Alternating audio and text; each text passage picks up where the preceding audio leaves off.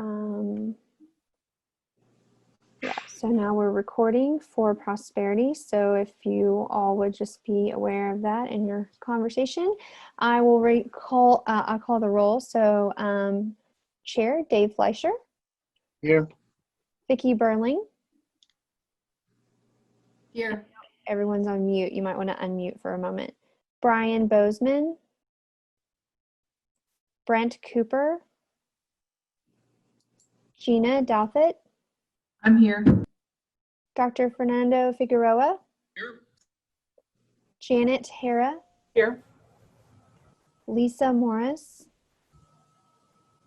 Here. Great. Sybil Murphy. I know Kimberly Rossetti was not able to join us today. Connie Schnell. Hi, Connie. Carissa Schutzman. I'm here. Dr. Robert Stafford. Michelle Tyson.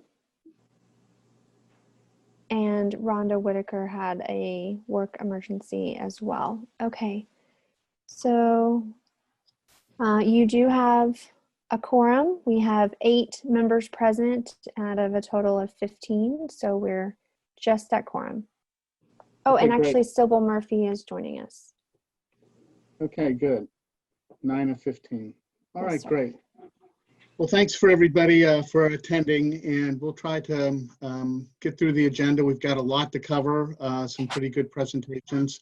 So let's go ahead and go through the agenda. Is there anybody that needs to self-identify?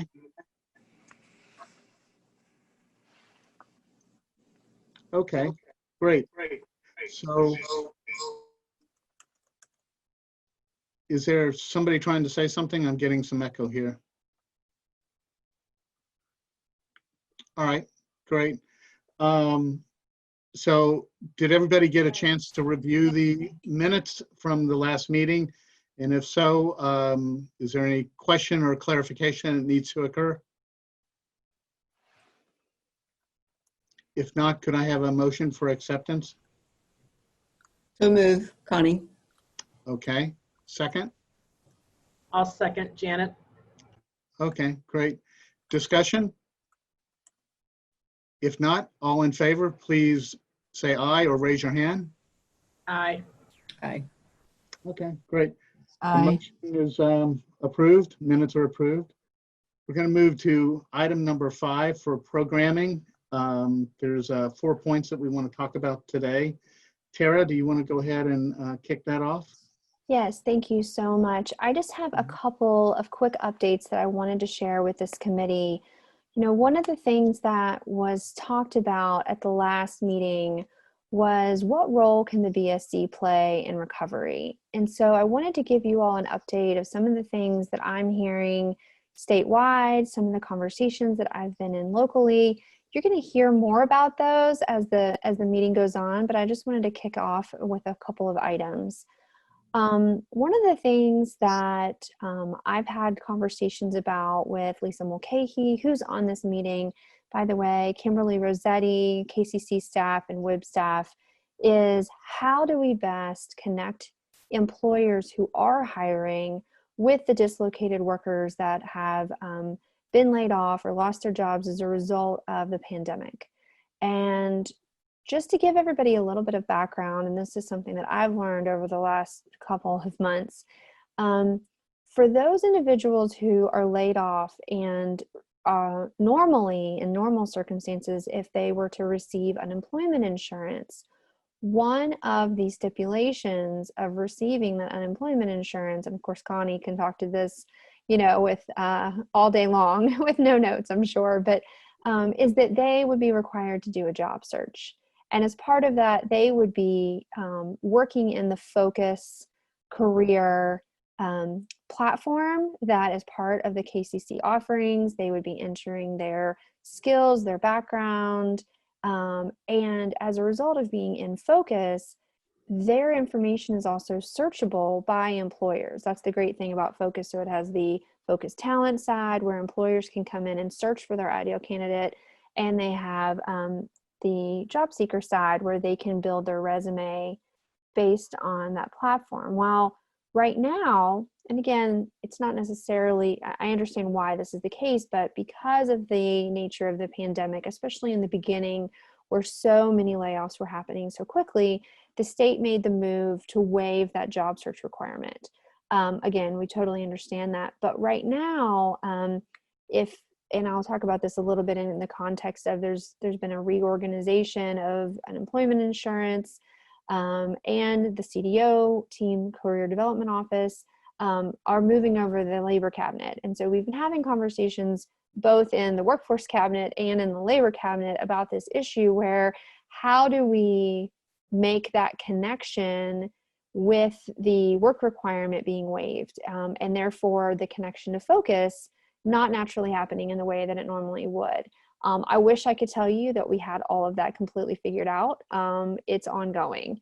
One of the things that the directors, all the WIB directors, so 10 of us across Kentucky, get together on a monthly, more than monthly, but always at least monthly, to talk about issues that are pressing to all of us. And we recently asked the interim head of unemployment insurance, who's new, Buddy Hoskinson, could we please at least give the individuals on unemployment insurance information about the KCC network? Can we at least give them information about CDO, all the offerings that we provide? Because right now it sounds like none of that is happening. So I did want you all to know that we are continuing to look for solutions.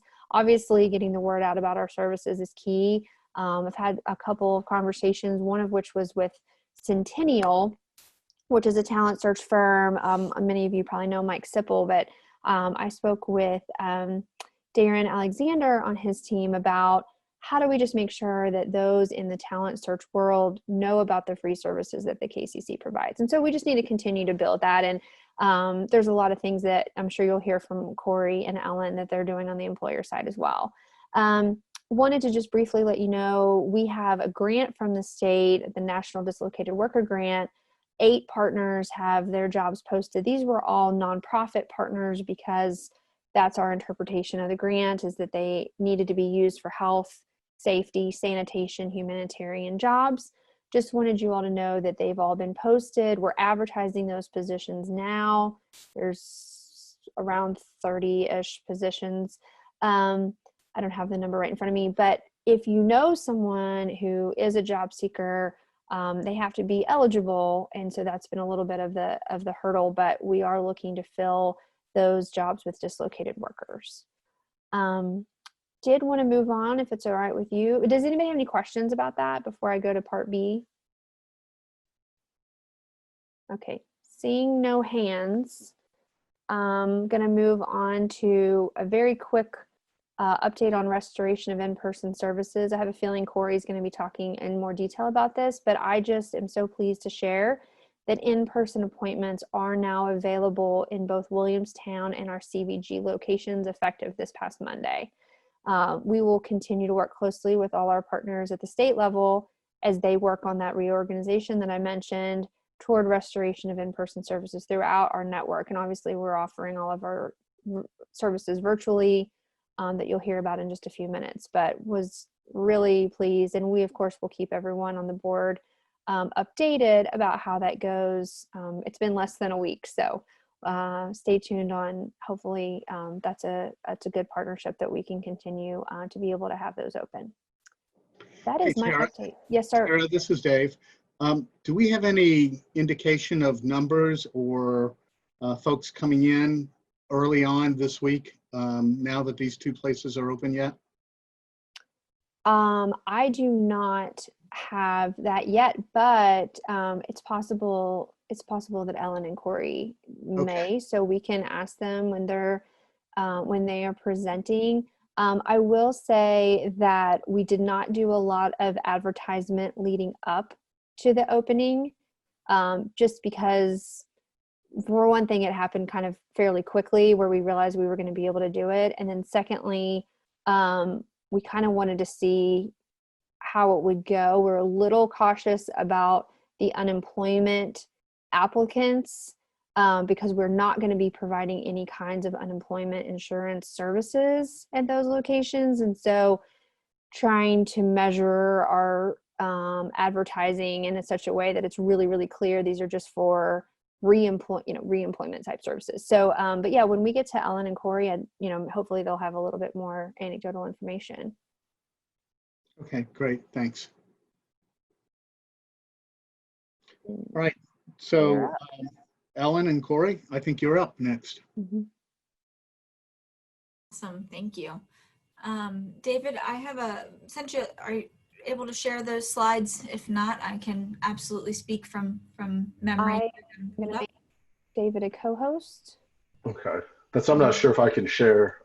You should be able to share now because I made you a co-host. Okay, shoot, let me pull. That's the one file I don't have pulled up. No problem. And just to speak a little bit about the conversation we were just having, in terms of people coming into the buildings, exactly like Tara said, we were a little cautious on the advertising and because of social distancing. It's a little bit of a new situation for us. Normally we would be shouting it from the rooftops and wanting to drive traffic right away and have people come in, but I can tell you that we did have 3 customers come to the Williamstown office since in the last 3 days, and we've been getting numerous calls regarded to unemployment and things like that. So we are doing appointment only, 1 person in the office at a time in each of those offices because they are smaller offices. So we're monitoring that closely because, of course we won't be able to have, our hiring events and things like that at all, just kind of on flow and have people coming in and out all the time. But the word is definitely getting out there that we're open, and we have seen a couple customers already. And CVG, we sent out an ask about that, and so I'm waiting on an update on CVG. So hopefully I'll be able to provide that by the end of the meeting as well. So I wanted to spend some time, I'm trying to click and go to the next slide and I can't. I'm acting like it's on my screen. Sorry about that. David, would you mind clicking to the next slide? Did it go to the next slide? It did not on my end. I don't know if it did for other people. This slide. There. Awesome. Is that it? Okay. Yes, thank you so much. Yep. So, obviously we've had a lot going on, but I did want to highlight a couple strategies that, have been on the radar for Brighton Center and the Career Center and the WIB, and just provide a little update about some progress that we've made on those in light of everything going on. Sometimes COVID can take over, but, a couple strategies that we've really been looking at. Of course, racial equity is very important, has always been very important, and definitely has increased focus on that right now. And so we've had renewed conversations in the workforce departments for Brighton Center, looking at our services through a racial equity lens, and have made a very concentrated effort to make sure that we're getting our staff into the Greater Cincinnati Foundation has brought the racial equity trainings to the region, both their groundwater and phase 1 trainings.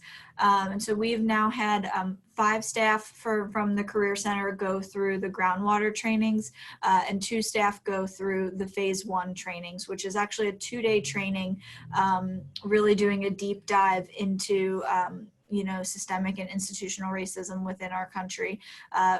Really, really foundational to the work that we're doing. And so excited to be able to have some staff that have done that, and even more excited to get more of our staff through those trainings. Of course, we also know that's heightened not only because of, the heightened conversation around racial equity right now, but also knowing the racial disparities with the impact from COVID-19. So definitely want to continue moving that forward. The other strategy that we have been continuing to advance is definitely our second chance hiring. This has again been a conversation for a long time in the Career Center. And so wanted to provide a little bit of an update and a win that we had recently with our Campbell County Detention Center and their chemical dependency program, which works with women who have done a 6-month program inside the detention center, 6-month chemical dependency program. And then when they exit the detention center, they are connected to a family development specialist through Brighton Center, who will work with them through 2 years of aftercare. One of the most crucial things to get connected for those participants right away is employment and workforce. And so our business service representatives and family development specialists met with the Radisson in Covington, specifically to create, strengthen a pipeline for the participants from that program to employment within the Radisson. And so we're really excited about that opportunity. We actually have a customer from that program doing an interview with the Radisson right now. And so we're excited to see that, move forward. And we have another customer from that program doing an interview with the Radisson next week. So it seems it's in a great location for the women. Transportation is often an issue. And they're also an employer that is, willing to work with Second Chance and has a great support network for that. So we're excited to continue to strengthen that. On the business services front, some hiring events are still going on, and we're moving forward with those. We had obviously a very successful job fair in July, and Corey will speak to that in just a few minutes a little more. But we are also supporting some drive-through hiring events. Never thought that we would, be at this point where we've got, sitting in your car while you're doing an interview is a good thing. So we're supporting some drive-through hiring events at Allied Universal, Bosch, and Kroger have been doing these. These are on location at the site of the employer. I do think something that has been talked about as we continue to innovate is how can we support more of these, and so we're looking forward to that, maybe potentially doing them within the parking lot of the Career Center. That's definitely something we want to kind of think through, but also very cautious as to where we are with the services we're providing at the Career Center right now. In addition to the drive-through events, we are also piloting single employer hiring events through Zoom. Following the success of the job fair, Steel Technologies is participating in one on the 26th, and ABB Optical has one planned for September 1st. And these will be have all the setup of the job fair with the breakout rooms and being able to give customers an opportunity to have a one-on-one dialogue with an employer, and just in that single employer setting, which we think will be really successful, being able to have that connection. And we are also launching the virtual Kentucky Career Center orientation on Monday. So that will be on Monday the 24th will be our first one. It's the second and fourth Monday of each month. Just as a reminder that Kentucky Career Center orientation is traditionally what we would have every Thursday for customers coming into the Career Center to learn about all of the services and partners that are available within the Career Center. So very vital service to be provided, great information, again, thinking to what Tara was speaking about earlier is customers are not required to utilize Focus right now. There is vital information and great resources that they're missing out access to because of that. And so while we understand and definitely, understand the dynamics of that, we do want to provide an opportunity for those customers to get access to that information. So we're excited to launch that on Mondays. That'll be the second and fourth Monday of each month from 11 to 12. And then we're also very excited to say that we have resumed the job search success classes with the Kenton County Public Library this month. We did dip our toes into the in-person services with that by doing these in-person socially distanced at the library, limiting those, of course, to groups of less than 10. And we had a great turnout for that first one, and really excited to continue to move forward with that. So thank you to Kenton County Public Library for partnering with us. I'm Hey, seeing, Ellen, do you see Kath. the question? Yeah. Yep, give me 1 second. What kind of jobs are being offered via drive-through hiring? So the jobs dependent on the employer. Kroger is really looking for their warehousing positions. Allied Universal and Bosch are looking for more of, well, Allied Universal is looking for security positions. Eric, correct me if I'm wrong on that. And Bosch is looking for entry-level manufacturing positions. That's correct. Yeah, and especially excited with Allied because they have the contract for the new Amazon castle essentially over there, and that'll open up a lot of great opportunities. So yeah, all of those employers are looking for like hundreds of positions. So great opportunities.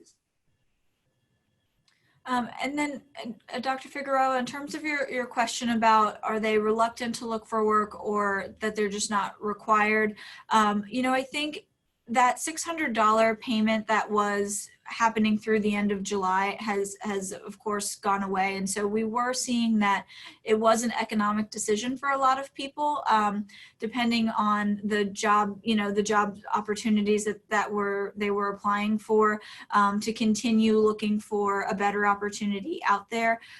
Now that $600 is gone away, we've heard from a couple people that are closely watching the stimulus situation just as we are. The 400, there's $400 is being floated right now as an opportunity as well. And so we do hear that every once in a while from customers. I also think that we're seeing some misinformation about the jobs that are available. There's a lot of information going on about the number of people applying for unemployment. There's a lot of information going on about companies shutting down, which is definitely a reality of the situation. But when you're watching the news, you're not often hearing about those employers that are hiring and really looking to ramp up services as well. So I definitely think it's a combination. But I think not being required is also means that because it's not required, there's critical information that they're not getting, which is why we want to make sure that we're working to get that information out to them. Sorry, Dave, I just see this come through. Any feedback to drive-through candidates from employers? So I will turn this over to Eric. Yet I think we have not yet had one. Our first event is next week, so we'll definitely be looking to get some feedback from that. Eric, I don't know if you've heard anything, preempting of like how they're planning on, making sure that there's a quality interview there. Yeah, so you're right, Alan. So the first drive-through event is on Saturday with Bosch. So Allied Universal, I believe, their event today, I think is not only a drive-through event, but they actually have meeting space. So I'm sure they're socially distanced with all of that. But I'm going to get feedback from them as soon as the event is over. But yeah, once we get more feedback on that, we'll let you guys know. Thank you. Yeah, thank you for those questions. I know we're definitely navigating a new realm of services here, and so learning as we go, but very exciting to see that people are being creative about the process. So, and Dr. Figueroa, that's a great question. Are we getting a sense of how important safety is for people looking for work? We are. In the customers that I have interacted with, there's definitely a level of level of anxiety there in terms of what it looks like to go back into the workplace. for, you know, those of us who have been working from home and maybe not coming into the office as much, it's something to get used to. You know, I know we've been doing a lot of back and forth between the office and home, but if you've been home for several months, we definitely sense some you know, caution when people are looking for employment opportunities and wanting to know that companies are highlighting safety in that process. So I do think that's a great thing for employers to highlight as we're doing our Facebook Lives and have other opportunities for what the workplace looks like now for those who maybe have been out of it for a couple months. And that is all I have. If there aren't any other questions, Corey, you're up. All right, thanks, Ellen. Hi, everybody. Good to see you virtually. Tara mentioned that I might say a few additional things about the opening or the restoring of in-person services at our Williamstown and CVG locations. Now, I did want to touch on a couple of things. It is true that it was kind of a soft opening, which explains a little bit of the lower numbers in terms of in-the-door customers.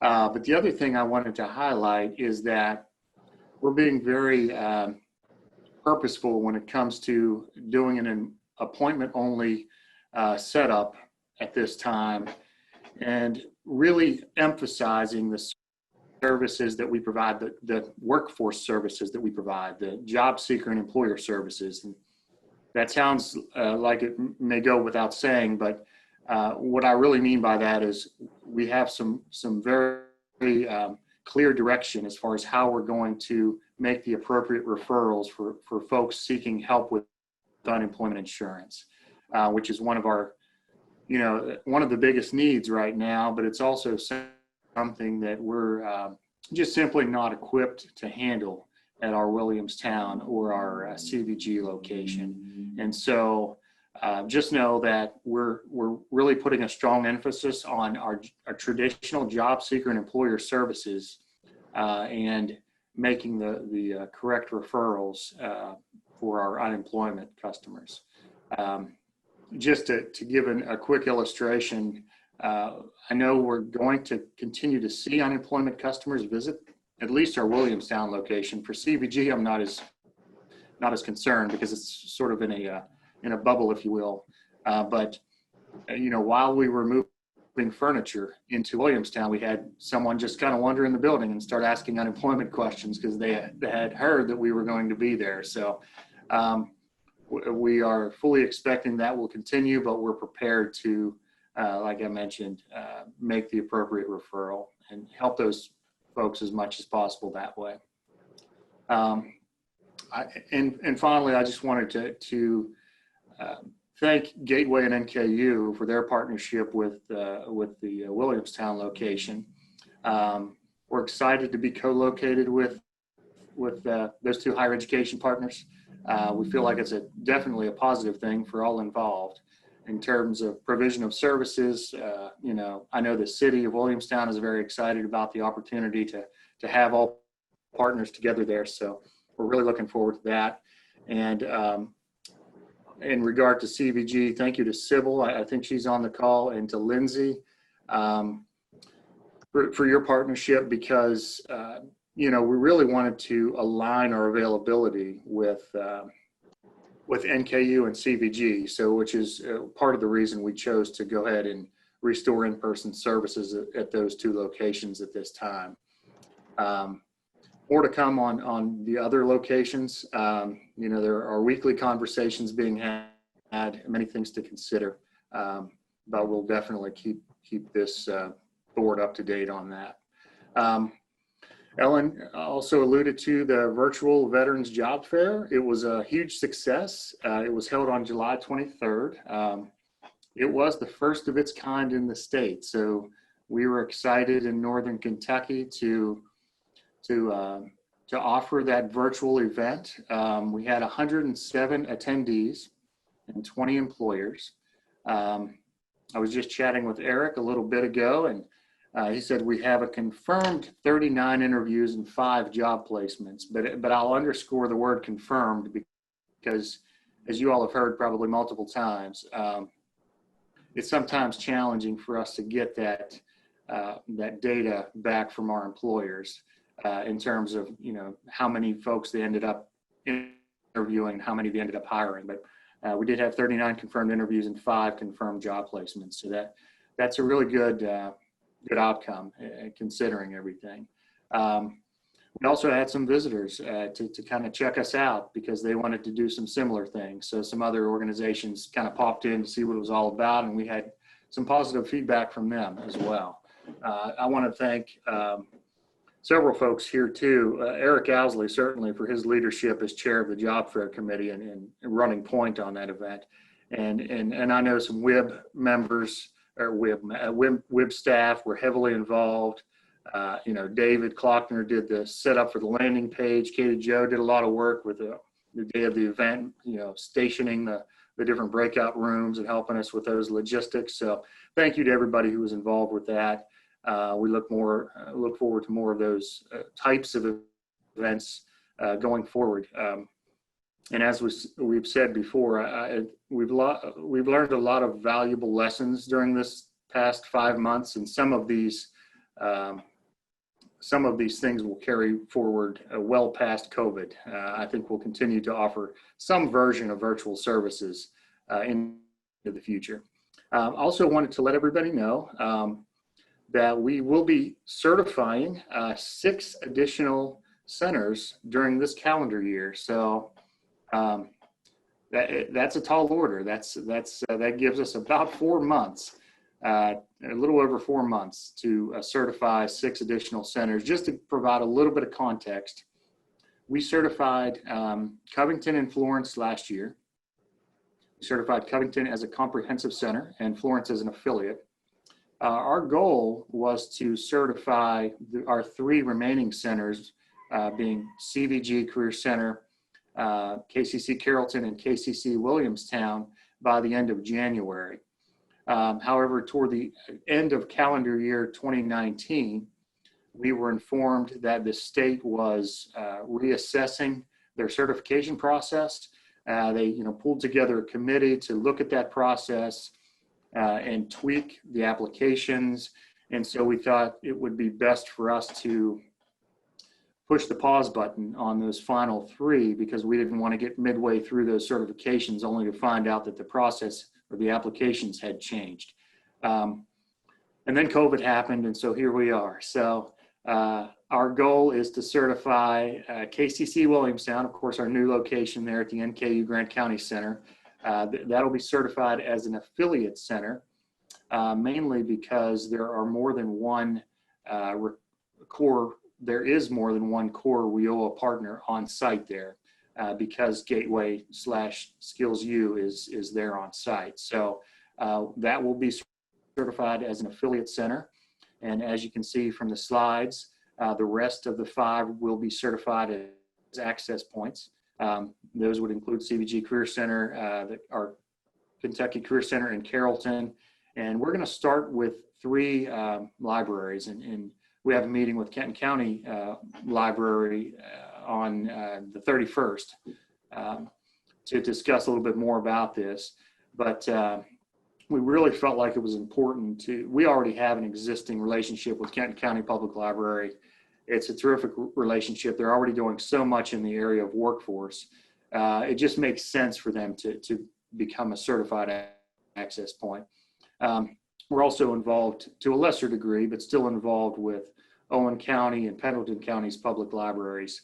And considering their location in the region, we feel like those would be great access points for us to add because of accessibility, thinking in terms of our 8-county scope. So more to come on that. I think that I don't want to speak for Tara, but I almost want to say I know that many of you will be tapped to assist in one way or another with this process. Maybe it's to serve as a review team member or in some other capacity. We will be seeking volunteers. Yeah, that's for sure. Corey, this is Dave. Just a quick question. You know, the Kenton County Library has been very successful in terms of this program. Has there been any dialogue with Campbell County or Boone County to get them excited or interested, or are their goals slightly different? Is there any information that you can share about that? Well, just to answer very simply, Dave, no, we've not talked to Campbell County and Boone County libraries yet. Eventually, our goal is to reach out to all 8 county library systems. Campbell County and Boone County were just frankly lower down on the list because of we already have a physical presence in Covington and Florence. Right. Mm-hmm. And so we felt like that wasn't necessarily a high enough priority or a higher priority than trying to get the more rural counties on board. But Kenton, as I mentioned before, we already have such a close working relationship with them, it would just be silly not to pursue making them an access point. Okay, thanks. You're welcome.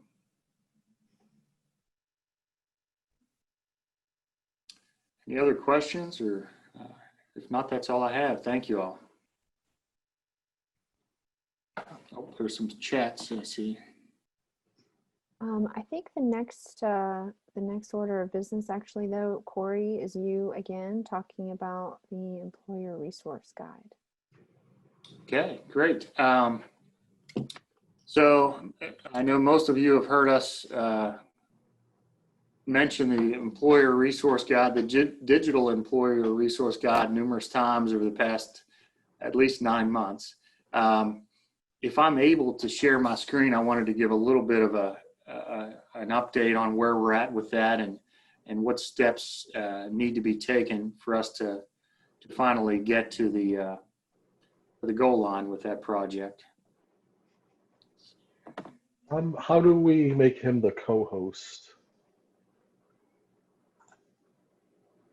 I think Tara has to do that. David, there may be an option I can. next to share screen that says allow participants to share screen. I don't have any buttons next to my share screen button. For Okay. now, I'm making. Well, I can kind of There we go. You're co-host now. Oh, I am. You should Okay, be all great. set. Awesome. Thank you. All right. I wanted to just kind of start by just giving setting the table a little bit about what we've done over the past really 6 months. Just as a refresher for everyone, the Digital Employer Resource Guide is a project of the Workforce Partner Roundtable Group, which is basically it's been sort of folded underneath Pillar 3. So it's kind of a complex situation as far as who all has been involved over the course of time with this project. But I've been very pleased about all of the workforce partner participation around this. We've spent a lot of time collecting resources. We've created a workforce partner service inventory, which I'm going to just kind of share really quickly here so that you can get a quick peek at this. We feel like we're in a good place. We've spent quite a bit of time over the past several months collecting this information. Big shout out to Christy Godman, who has done a lot of work helping put this together. But we're at a point now where you all have seen the web page where it's sort of a skeleton version of what the employer resource guide will eventually be. The information that you see here in front of you represents the different information that will be used to populate that website. So our next step is really, we've completed the phase of doing an inventory of workforce partner services. Now we just need to take this information, transfer it over to the actual website, and then I'll just kind of do an overview of our proposed timeline. So we feel like we will be able to get all of this information transferred over to the web page, and I'm going to share that really quickly too for those of you who haven't seen it in a while. This is our web page. The information that you saw on the spreadsheet will transfer over to this page, and we feel like we will be able to have all of that populated by September 18th is our goal. So in roughly 1 month, we should have a first draft prepared. So at that point, on September 18th, we expect that when you visit this resource guide webpage, you'll be able to click through and access all of those different program narratives that you saw on the spreadsheet with specific program contact names and numbers. We also felt like it was important to, before releasing this widely to the public, we wanted to have some direct feedback from employers. And we feel like the Business Service Committee itself is the group that would be most equipped to provide feedback to that guide, because of course y'all are representing many local employers. So our goal will to put this in front of you on September 18th, ask for your formal feedback via a survey indicating, you know, if you feel like there's anything, whether you feel like anything is missing, if everything's been adequately addressed in terms of topic area, if you approve of the content, I would ask that you do that feedback or provide that feedback by September 25th. And then that will allow a handful of days for us to incorporate that feedback, make any adjustments in accordance with the feedback, and then have it ready to view and announce to the public on October 1st. That's our proposed timeline.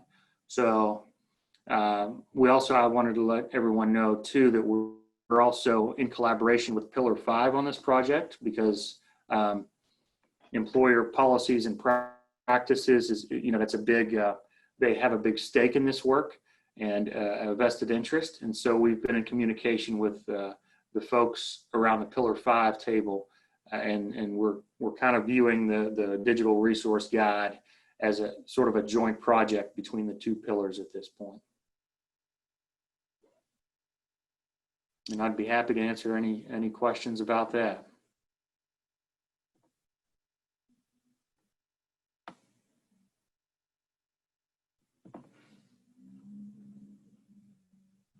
Just pointing out that the chat includes, can we ask Lisa Mulcahy to coordinate with Brent and 2 to 3 folks in the chamber membership who could also give feedback? And Lisa has commented, absolutely.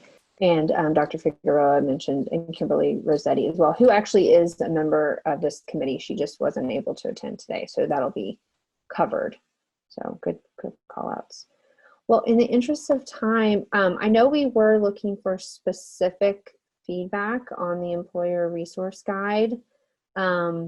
If anyone has specifics on the framework, if you could please email them to Corey or myself, because we want to make sure we give Lisa time to talk for a few minutes and give an update about GROW, and she has to leave us pretty soon to get to her next meeting. Dave, is that okay? Yeah, that's fine. Just one last question for Corey, maybe a little bit of homework. The schedule that you shared was great, really super appreciate that. Can you provide us some kind of image of what that schedule would be that we can include in the meeting notes, the milestones that you're looking for, so that when we send our meeting notes out early this month, all the members have a chance to make sure that they queue up correctly? Absolutely. Is it okay if I put that in the chat? Tara, will that work in the chat? I can do that, or Corey, if you just want to just email me some language. I think you might have already done that actually, and I'll copy and paste it into the meeting notes. Great. Okay, thanks. Mm-hmm. All right, great. Let's go ahead and move, as Tara suggested, to Lisa. Lisa, thanks a lot for joining. Really super appreciate the input. I think one of the things that I like now that kind of back into the BSC is being able to partner with Grow in all the good work that you guys are doing. There's so much going on, so take it away, all right? Yeah, absolutely. Do I have the ability to share my screen, or Tara, would you like to put up my presentation? You should be able, I changed the share settings, so you should be able to share on your own. If you cannot, I'd be happy to do it, but I think you can. Okay. Let's see. Share. Perfect. Can everyone see that? You can, it looks great. Okay, great. So first of all, I apologize in advance for all of those that are on the call that have seen this presentation no less than a billion times. So thank you for your patience. And for those of you who have not seen this presentation, I always give a little bit of background because this is really big work and it can be somewhat complex and somewhat difficult to understand sometimes. But after, almost 3 years now, I think I'm finally getting it. So as Fernando says, it's like turning not the Titanic, the Starship Enterprise, right, Fernando? So Grow Northern Kentucky is a strategic workforce collective that's made up of over 65 partners now. The work was built to unify workforce development efforts because when we looked around the workforce development ecosystem, one thing that we realized was that there is a lot of good work happening in this space. We have some amazing partners that are willing to collaborate and really help coordinate this work. So we really wanted to maximize that effort. The Northern Kentucky Chamber of Commerce is the backbone organization that is leading this particular work. So it is a comprehensive, holistic approach, focusing on the supply and the demand side of workforce. There are 5 areas of focus, and I'll go a little bit over that as well. It is a data-driven approach. So much of what we have done in the past has been anecdotal in nature, so we're really working hard to achieve the data we need to help inform the work. And it was launched in August of 2018. So why Grow Northern Kentucky? So growing regional outcomes through workforce was really built, as I said before, to unify efforts and to address duplication. So often it's not because we don't want to share information and we don't want to collaborate. It's because we are simply so incredibly busy, working in a silo to do our work, to get things done, to get really cool things done. This is an opportunity for us to really communicate more effectively across that ecosystem. It's promoting efficiency. It's all about sharing resources and aligning our strategies, agreeing to work toward a common agenda. And as I said before, using data to inform our decisions and measuring progress along the way. So often, we don't take a moment to really look at, okay, we're doing this, let's look back. Is this making a difference? So I always like to show this screen because it really expresses the value of Grow Northern Kentucky. And I mean, even myself, until COVID hit, I believed this wholeheartedly, but now after the pandemic, I can assure you, or in the midst of the pandemic, I can assure you this is real. So looking at this screen, all of the organizations have one thing in common. And typically, if I'm in person, I say, okay, can anybody tell me what they have in common? The one thing that a lot of folks say is that, oh, they're all part of the workforce ecosystem. Yes, they are. But the real big message here is that all of these organizations over the last few years have had major leadership change, typically at the executive level or C-suite. So those folks who are really the decision makers within the organization, all of these organizations have had significant leadership changes. And what does that mean for Grow Northern Kentucky? So oftentimes when a leader takes the role, they want to create a plan or a structure that fits what their vision is. And some work is put on hold, some work has stopped, or they lose sight of a project that's in play. So with Grow Northern Kentucky, because each of the 5 focus areas has a very specific work plan, we're able to continue that work because the entire pillar of work is made up of subject matter experts that can keep the momentum of the work progressing forward. And that's what's so incredibly exciting, is that we've been able to navigate through this pandemic because we already have a group of people collaborating and working together to move this work forward. So here are the 5 focus areas. And when I said the supply and demand side of workforce, this is exactly what I meant. We start with the supply side, you know, those agencies, organizations, efforts, initiatives that are all working to supply talent in our region. So kindergarten readiness, that's all about improving kindergarten readiness for our students to make sure that they're able to move forward through their career pathway into post-secondary and or additional education. It's also an opportunity and a space for some short-term goals as well around childcare and quality, affordable childcare for employees to have access to. College and career readiness, that's our K through 12 space. Adult career readiness and lifelong learning, that's where our Kentucky Career Center falls, as well as our post-secondary partners like Gateway Community and Technical College. Talent, attraction, and retention, that's to the region. And then finally, employer policy and practice. And I say finally, but certainly not the least. If we did all of the work leading up to employer policy and practice, if we didn't have a focus on job quality, everything that we did prior to that would likely be in vain. So we do have a strong focus on that.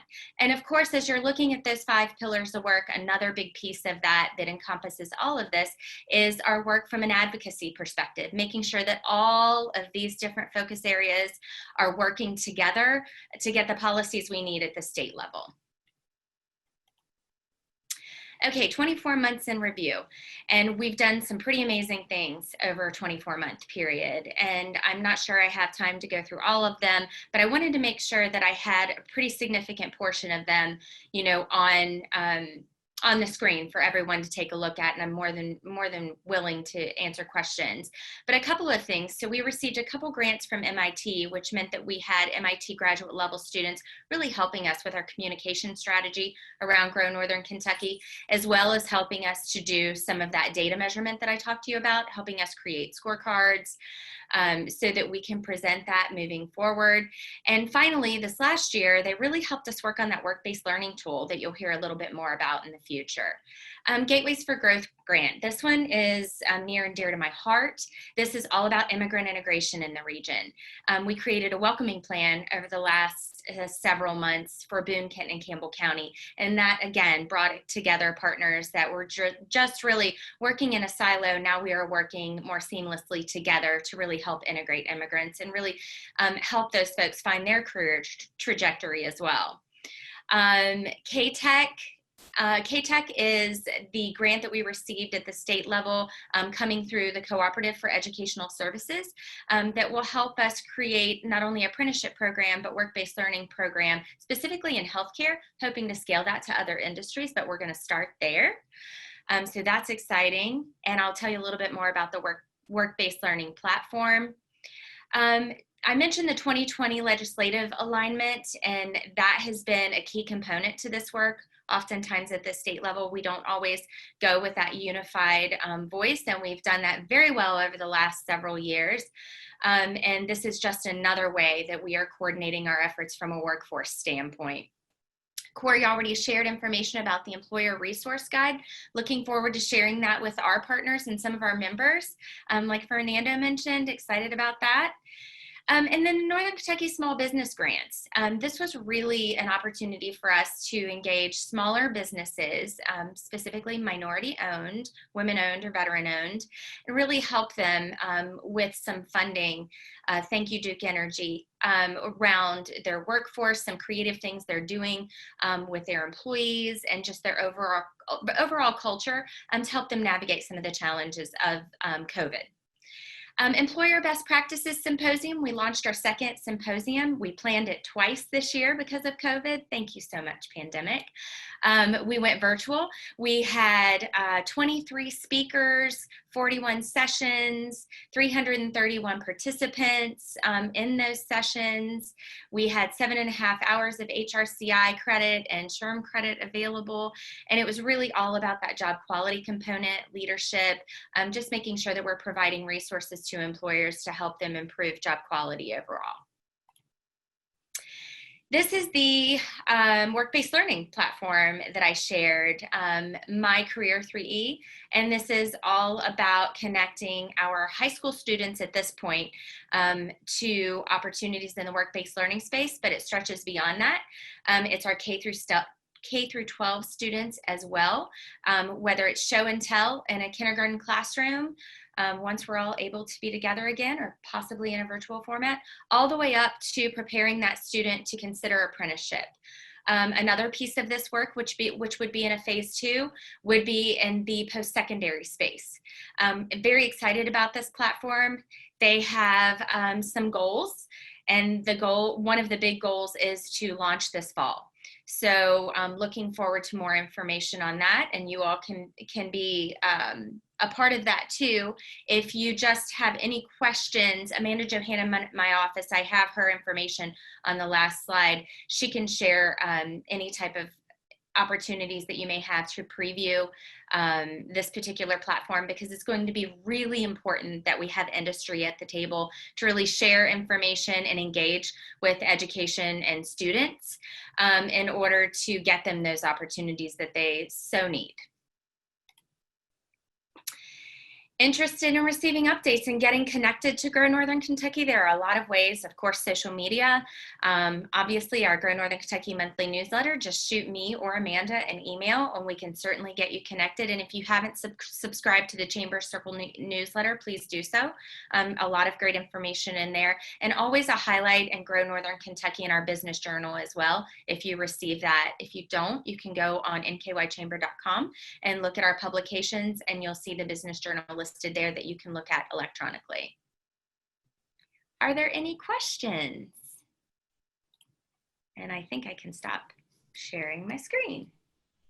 Yeah, Lisa, if you could look in the chat for David's question, I think that's really important for us to focus on. Okay, let me work on not sharing my screen. Stop share. Okay. Let's see.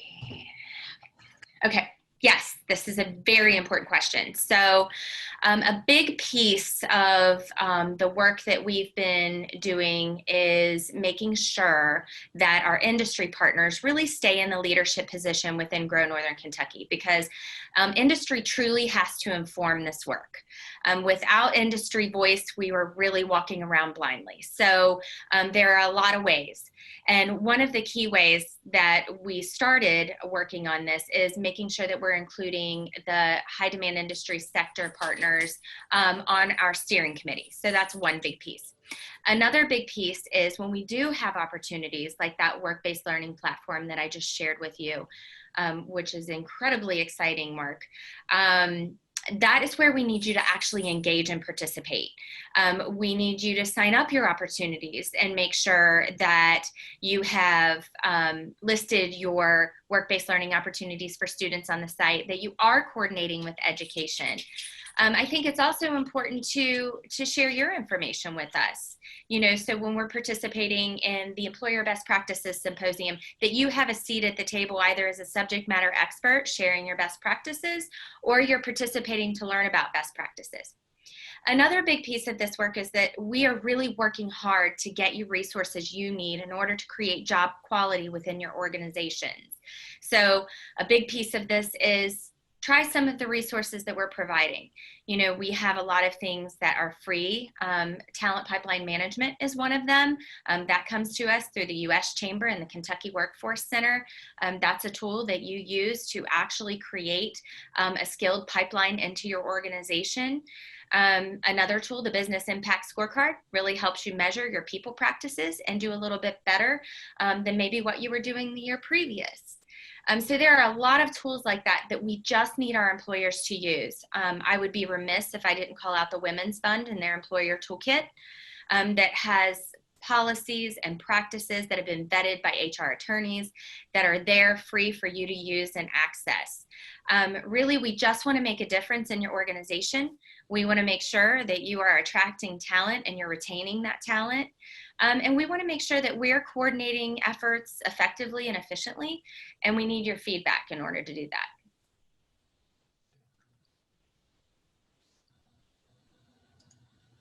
Thanks. Anything else?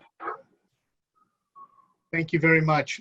Great opportunity, and hopefully you'll be able to join us at the next couple of meetings so we can start to kind of collaborate and wrap things up together. All right? So Yeah, thanks a lot. absolutely. Thank you so much for having me, everyone. Sorry I have to go. Okay, no problem. Next on the agenda is the data analysis, and David and Tara are going to take that. I want to remind you guys that we're about 10 minutes behind on the agenda right now. And Yes, we are. I love to look at the numbers. So unfortunately, let's breeze through it, okay? Well, the good news is that I can always email you any of my director's report updates that we don't get to. So no problem. Hey, David, can you bring up the KPI for us? Yeah. Awesome. As David's pulling that up, I will just say that, we heard you loud and clear at the last meeting that, the COVID situation has certainly given us a reason to really look more deeply at the data and look at it in a different way. So we haven't gotten rid of the KPI, but we do have a couple of other things to talk about today, and really want to make sure that we hear you in terms of, many of you on this call in this committee are data experts yourself. So if there's certain data points that you think either in the short run or just moving forward that you would like to see added to this, we are all ears for that. So we have another document that we're going to be able to pull up about job postings. So I'm going to skip that part for now. This is our year end. Well, it's not exactly our year end. It'll be slightly different, but it is Right. the June 30th KPI. So it does give you in many ways a way to look at the entire year. So, the Career Center served over 1,000 unique employers over the last year. And I think that's so many. And if you look at the circles sort of in the middle of the screen there, you'll see that we exceeded outreach with employers in every one of our target industry categories. And we had a lot of employer hiring events and job fairs exceeding even last year. And had a lot of participating employers in those. Now, one of the things that I think is just interesting about that is some of this is the silver lining of going virtual means that people can access our services more easily, right? They don't necessarily have to come on site. So while obviously all of us would really appreciate getting back to what the old normal looked like, it can be nice to see that there are some things that we'll probably want to continue moving forward. Just breezing through this, looking at basic career services, thinking about the fact that the Career Center served nearly 25,000 individuals over the last 12 months. And then when we start thinking about the WIOA specific career services, those numbers are just naturally going to be lower. But you can see there that we had 318 people eligible, 217 that enrolled in training services, and then 31 in youth. So we are looking at ways to continue to do the youth work despite the pandemic. I'm not going to lie, it's a little tricky, but we are definitely working to figure that out. And actually, Dave, one way that we can save a little bit of time is I was going to talk about this at the end, but these numbers here at the very bottom where it says outcomes of WIOA participants for adult, dislocated worker, and youth. I think we might want to bring Ellen into this in just 1 second, but let me say first that these are the outcomes that we are asked to measure by the state. So these are the things that they are looking for. And I just recently worked with Dana Dobbs, our board chair, and Judge Pendry, who is currently our chief local elected official, to approve the state's request for new performance measures for 2020 and 2021. They're very similar to what these measures are. Actually, I think that they might be a little bit lower in a couple of situations in terms of the goal numbers. But just wanted you all to know that this is where the rubber hits the road in terms of, we're looking at, okay, how many adults ended up entering employment as a result of our WIOA programming? How many of them, retained employment after 12 months? And then how many, I think there might be actually a shorter period of time. And then how many of them got both employment and a credential? And so Ellen was telling me that we have a goal of 73%, and Ellen said she's pretty sure that is not 0%, that it is more. Ellen, do you want to pipe up here for a sec? Yeah, absolutely. I can speak to that. So this is one of those, challenges that we've continued to work through with Key Suite, and in terms of our data and not exiting individuals. And so we are doing a deep dive into that. We've been tracking this internally for ourselves so that we can compare it to Key Suite. And so I actually believe that our goal for this most recent quarter for adults retained employment is actually 100% and not 0%. And so David and Tony and I will be backwards. The goal is 73%. The outcomes attained were 0% for retained employment for adults. Right. But I think what Ellen's trying to say is that their numbers might indicate something different than 0%. So we'll do a comparison deep dive. This is also third quarter, not end year. Oh, okay. Well, I did not understand that this wasn't. There's a footnote at the bottom that follows that's third quarter, well, that's FY20. really small. So, well, anyway, the idea being for this presentation that just wanted everybody to understand that these are the really critical figures in terms of not only short-term, but long-term, how are our clients doing after they go through our programming. So we'll continue to dive into the differences between the local numbers and Key Suite. Keeping in mind the state has already determined that they will be pursuing a different platform than Key Suite, but yet still trying to do the best with what we have. Time period. Thank you, Ellen. Yeah. Yep. Did somebody have a question? Tara, this is Dave. You mentioned very briefly that you and Dana and the Leo had met to talk about the new numbers. Do you have any idea when we're going to be able to look at those numbers? Yeah, absolutely. It was a situation where, and I can actually forward them out in the meeting notes if you would like. So what happens, the way that process works is that the state comes to us and says, how do you feel about these performance measures? And then basically we say, either, yeah, that's fine, or we want something different. And in the case of the figures, they all seemed, reasonable in terms of what we were already doing in terms of outcomes. So we were able to just approve those. It's actually just a staff decision. But the reason that we engaged Dana and Judge Pendry into that discussion is because we requested a hold harmless from any kind of negative action that would result until both the state and us locally felt confident in the accuracy of the Key Suite figures, which will be used to judge our performance.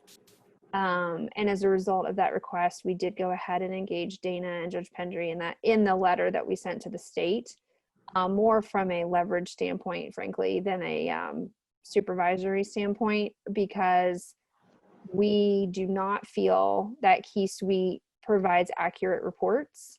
And if, we feel confident, and we obviously aim for excellence, but we do not feel that we should be necessarily judged, especially if it's punitively, on something that Key Suite says, when we really cannot have a confidence that the numbers that Key Suite spits out are correct. So, but yeah, happy to share what the measures are. I can send those out with the notes. Okay, thank you. Absolutely. I'm going to make a note of that right now. David, was there anything else that you want to say about the KPI before we move on to the penetration? I just real quick want to touch on the basic career services. When we publish the actual FY20 year end, that will be a slightly lower number. That was my attempt to shoehorn in virtual events into in the door numbers. It's not ideal to change your metric 3/4 of the way through the year. So in the final one, you'll see the actual in the door numbers were 19,494. We served way more than 24,600 customers through the year. The last quarter, the contractors at the KCC really doubled down on stuff like that. So I just didn't want anybody to be confused by that specific number there. So that's the only thing I really wanted to clarify, was that basic career services. Great. Can you bring up the market penetration one for a second? And then I think if anybody has any other questions while we're doing that, please let us know. Dr. Figueroa says, yes, the COVID period definitely deserves asterisks in any report. Yeah. I totally agree. Yeah. Fernando, I was thinking about that very same thing as David and Tara were talking through their report. I almost would like to segregate that data in some manner.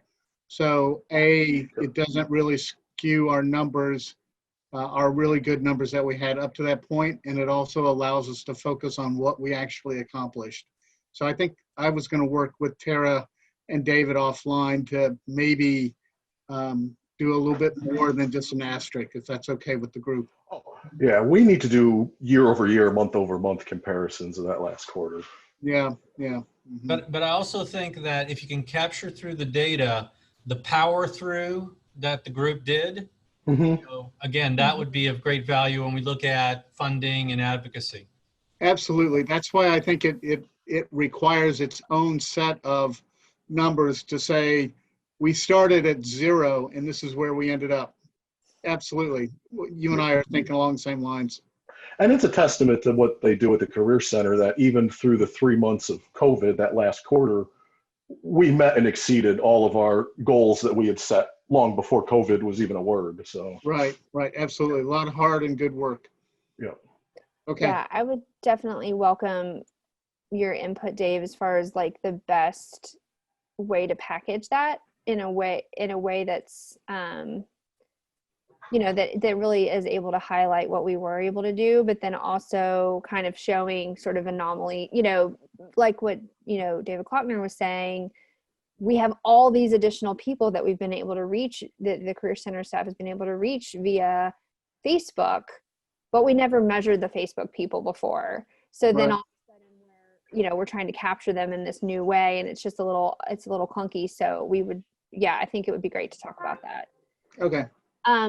So just briefly, I wanted to talk about this, and Dr. Schutzman and I have been having a lot of conversations about business engagement. And so, Carissa, if you have any interest in piping up on this section, please do. I just wanted to highlight this because the first time I saw this report, the number was roughly the same, 17.43% market penetration. And I'll be really honest that, as a new director, my reaction was, wow, that seems insanely low. Why would we, that like no number that you want would be 17%. That seems not good at all.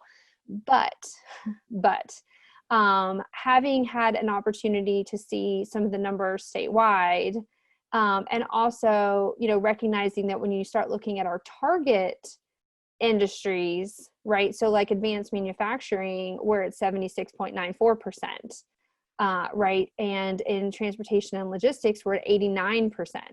So, some of these numbers are actually quite good. And so, when we think about just the vast number of establishments, right? So employers in our region, and we think about how in some sectors we are really dug in and really almost at complete penetration, I started feeling a lot better about the numbers. And so, but we can always improve, right? And so, as Lisa Mulcahy mentioned earlier, obviously having employer engagement, it is not only, a positive, it's an essential component of this work.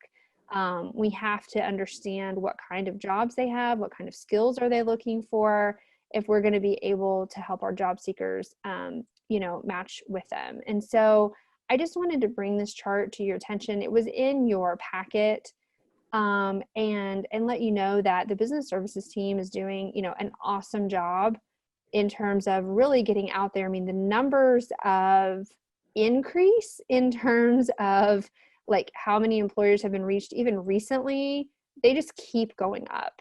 And I think as we continue to just, aggressively align with partners like Gateway, like Grow, like the Chamber, et cetera, I think we're just going to continue to see these numbers rise and rise. And let's see, this would be a great indicator of how Grow and KY can help us understand. Yeah, Dr. Figueroa, I agree with you. And I think having the value add from the website is, how do we make sure that we are tying the market penetration numbers directly to, how are employers feeling about being able to find those skilled workers that they're looking for. So I'm seeing your head nod, so I'm going to say that's a good thing. David, was there anything that you wanted to add about this one? No, and actually you covered that real well. I used that phrase the other day. These are rock star market penetration numbers. Great. In the product field, if you get a 2-3% penetration, that's ridiculously great. Apple Corp has less than a 10% market penetration rate, so we're doing better than Apple. I think it's good to kind of be able to add those contexts. Yeah. Right? So people understand the difference in the numbers and the value. Yes. And in the footnotes, there is one little comment that if we completely stay on target, if we hit every sector 100%, would be pushing a 60% market penetration rate. We would get some kind of Nobel Prize in economics or something for that. We do, as a Commonwealth, Kentucky does real well on market penetration, repeat customer rate. We have the best rates in the nation of that. So something about the way we interact with businesses here. I think this is great. And I think that's a challenge for this committee, though, is that while we're penetrating the market, we still have people that need jobs and they're not being hired for whatever reason, whether they're not skilled or whether the job is just not there anymore. So how do we take these really solid penetration numbers and get jobs for our customers, right? For the kids, the displaced workers, the folks that are really struggling. So that's the challenge. Super numbers, okay?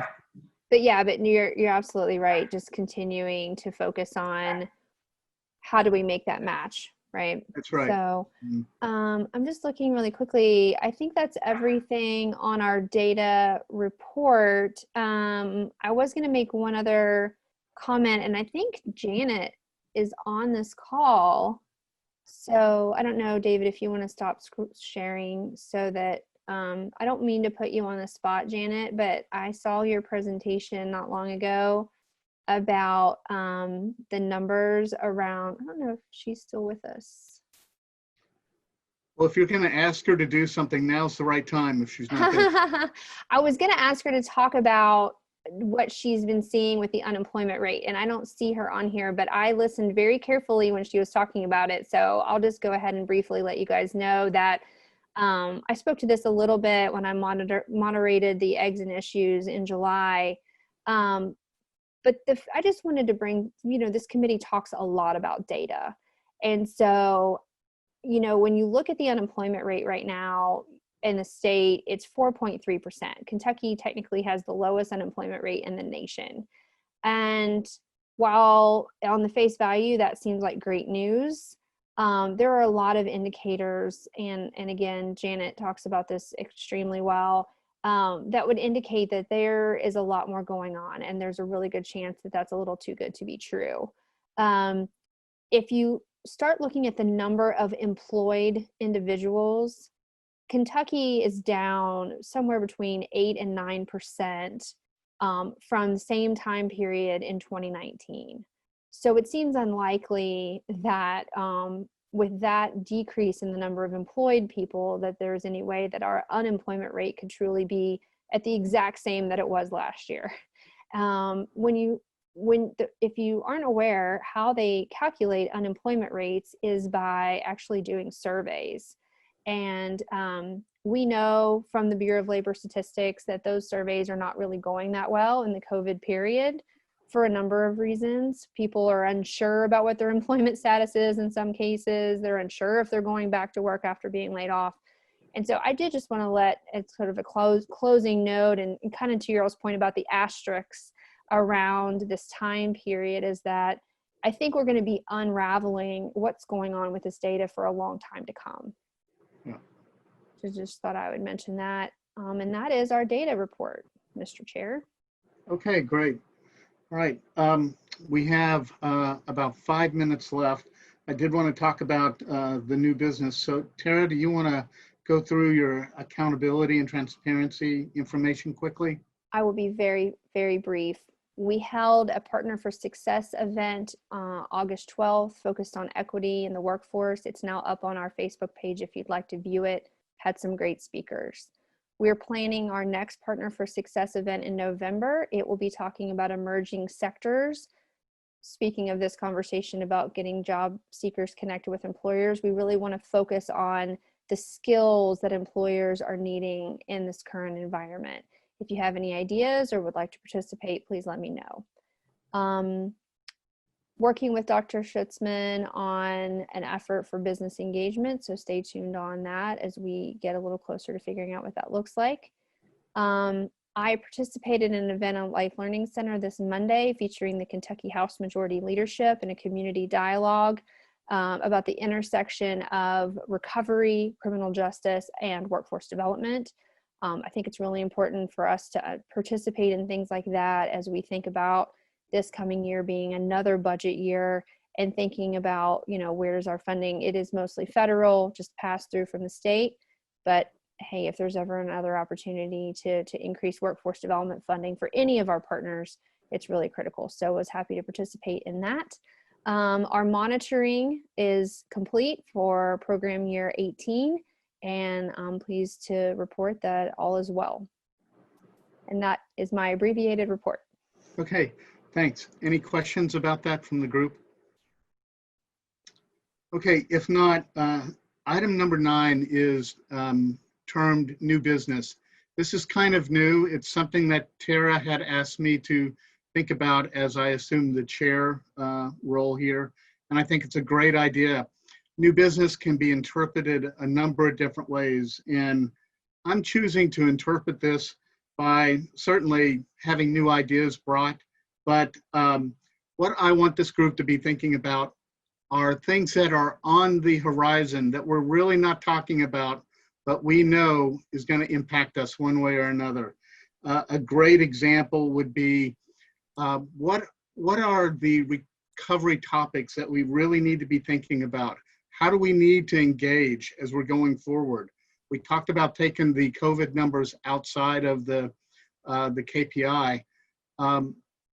Using those numbers or looking at the other numbers, how do we start to look at what are we going to be tasked to do in 6 months? We need to get ahead of the bubble here. One of the things that I thought in the past from the BSC was that we kind of got a little mired in the same meeting every time. This group has enough firepower and brain power to think about what needs to happen in the future, what might come up, what kind of networking improvements or collaboration or partnerships we need to engage with. And so I'd like everybody to be thinking about bringing those ideas to us. We may only be able to scratch the surface in a meeting, or we may be able to decide an ad hoc group to look at this a little bit deeper. But it gives us an opportunity to think ahead of the curve and, again, be high performing as we always have been. Additionally, new business also means critical review of what we're talking about. So if we are continuing to talk about the same old stuff and we're not making any headway from your perspective, this is going to be a forum that we can bring that in and talk about that as a group and as a family and understand how to get ahead of it. So please think about this when you get your meeting notes and when you start to queue up for the next BSC meeting. Be thinking about what you're hearing in the neighborhood, what's coming across your desk. What I like to do is I keep a little Post-it pad, and when something strikes me during the day that I say, gee, we should be thinking about that, I kind of document it so that when it's the right time, we bring it to the table with the appropriate group. So we're going to have section 9 as new business going forward. So I'd really appreciate some input and some discussion on that. And if you want to talk outside the meeting, certainly feel free to email myself or Tara, and we can, continue the conversation. So with that, is there anything else that we should be talking about or we didn't talk about, or any questions or anything that anybody's got on their mind before we adjourn? Okay, great. Can I have a motion for adjournment? So moved. This is Carissa. Okay, thanks, Carissa. Second, please. Fernando, seconds. Okay, great. We're out of here. Thanks a lot. Bye. Appreciate it. Take Thanks care. for a great Thank meeting. you. Okay, Bye, thank you. everybody. Thank Bye-bye. you, everyone. Thank you, Dave. Take care. Take care. See you. Bye-bye. Bye.